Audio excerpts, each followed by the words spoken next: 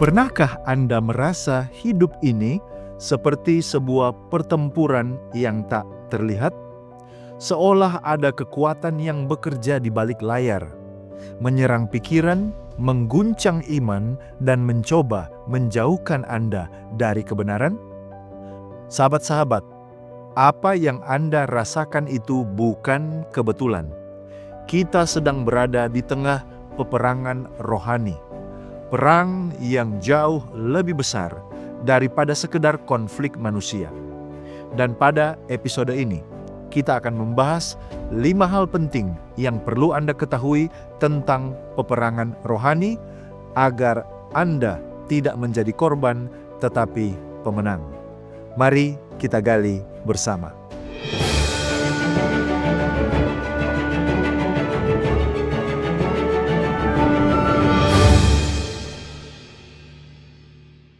Poin yang pertama, ini bukan perang dengan senjata fisik. Peperangan rohani adalah konflik kosmis antara Kristus dan setan, antara terang dan gelap, antara kebenaran dan kesalahan. Efesus 6 ayat 12, karena perjuangan kita bukanlah melawan darah dan daging, tetapi melawan pemerintah-pemerintah, melawan penguasa-penguasa, melawan penghulu-penghulu dunia yang gelap ini, melawan roh-roh jahat di udara. Kita tidak sedang berperang melawan manusia. Musuh kita tidak terlihat, tapi nyata dan aktif. Dan suka atau tidak suka, kita semua terlibat di dalamnya. Kehidupan sehari-hari, pilihan kita, nilai kita, hiburan, bahkan prioritas kita, semuanya adalah bagian dari peperangan ini.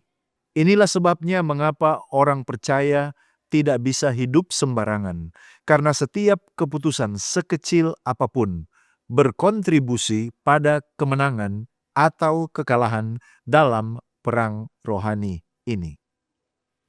Poin yang kedua, perang ini dimulai sebelum Anda lahir. Perang ini bukan baru dimulai sekarang. Wahyu 12 ayat 7-9 menggambarkan peperangan besar yang terjadi di sorga. Maka timbullah peperangan di sorga, Mikael dan malaikat-malaikatnya berperang melawan naga itu. Tetapi mereka tidak dapat bertahan dan tidak ada lagi tempat bagi mereka di sorga. Setan yang dulu adalah malaikat terang memberontak terhadap Allah. Ia ingin menyingkirkan hukum dan pemerintahan Allah yang kudus. Dan sejak ia diusir ke bumi, peperangan itu berlanjut. Kali ini menargetkan manusia, ciptaan yang sangat dikasihi Allah. Inilah sebabnya mengapa dunia ini penuh dengan kekacauan, penderitaan, dan juga kejahatan. Kita bukan hanya korban keadaan, kita hidup di medan perang antara kebenaran dan kebohongan, antara kasih dan kebencian, antara Allah dan setan.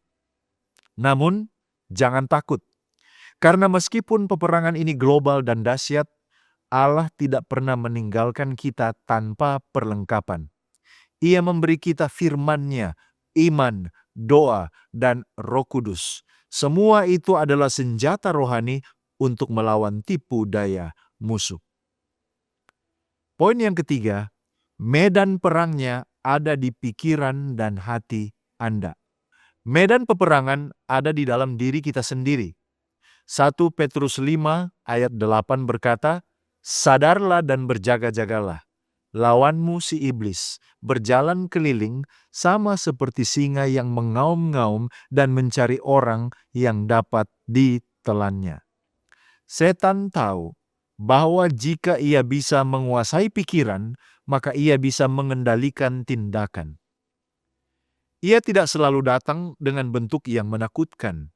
Seringkali ia hanya membuat kita terlalu sibuk, kita ragu, atau kita tidak taat kepada Allah. Ia tidak butuh kita menyembahnya. Cukup membuat kita lupa berdoa, lalai membaca Alkitab, atau lebih tertarik pada hal-hal yang duniawi. Mengapa? Ia tahu betul, sedikit demi sedikit, itu akan menjauhkan kita dari Allah. Karena itu, peperangan rohani bukan hanya soal melawan kerasukan atau ritual kegelapan, tetapi ini adalah tentang disiplin rohani sehari-hari, menjaga pikiran tetap bersih, menjaga iman tetap kuat, dan hidup dalam ketaatan kepada firman. Kemenangan rohani dimulai dari pikiran yang diperbaharui oleh firman Allah. Roma 12 ayatnya yang kedua. Bagian yang keempat, kemenangan kita sudah dijamin di salib. Saudaraku, kabar baiknya adalah kemenangan sudah dijamin. Kolose 2 ayat 15 berkata, Ia telah melucuti pemerintah-pemerintah dan penguasa-penguasa dan menjadikan mereka tontonan umum dalam kemenangannya atas mereka di dalam Kristus. Ketika Yesus mati di kayu salib, ia bukan kalah, tetapi ia menang. Salib bukan kekalahan, melainkan sebuah deklarasi kemenangan Allah atas kuasa dosa dan setan. Di sana, kepala ular itu diremukkan seperti yang dinubuatkan di Kejadian 3 ayat 15. Ya, peperangan memang masih berlangsung, tapi musuh sudah kalah.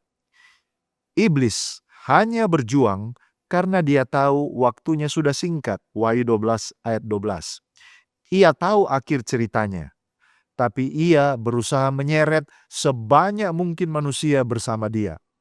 Jadi, ketika Anda merasa lemah atau kalah, ingat, Anda tidak berjuang untuk kemenangan.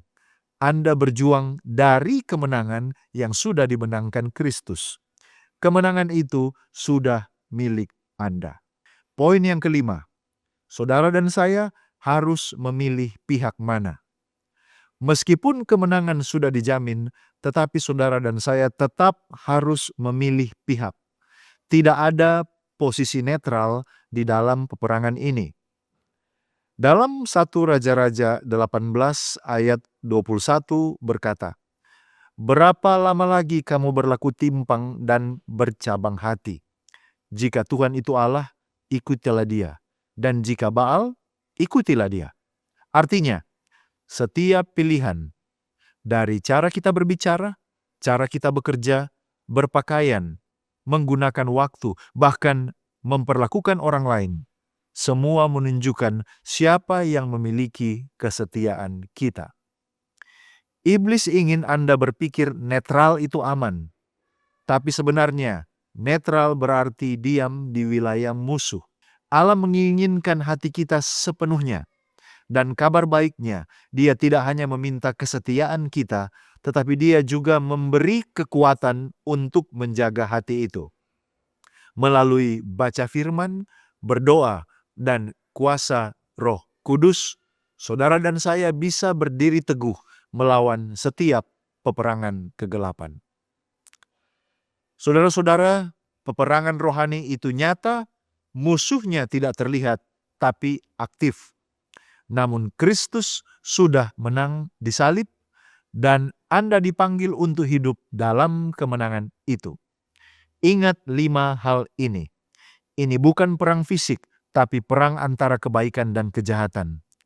Perang ini dimulai sebelum Anda lahir, tetapi Anda ada di dalamnya sekarang. Medannya adalah pikiran dan hati Anda.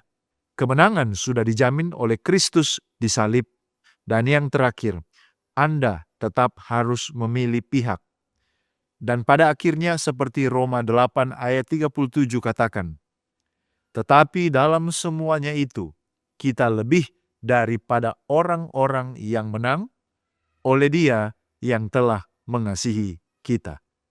Peperangan ini nyata, musuhnya gigih, tetapi dalam Kristus Anda sudah lebih dari pemenang. Apakah Anda dan saya sudah berdiri di pihak yang menang? Sekian dari saya, mari kita menggali firman Tuhan untuk memperluas wawasan dan mengharapkan terjadi pertumbuhan kerohanian. Jika Anda merasa diberkati dan dicerahkan oleh pembahasan ini, silakan bagikan video ini kepada orang-orang terkasih. Kita akan berjumpa kembali pada episode berikutnya hanya di Depth Inside Growth. Tuhan Yesus memberkati.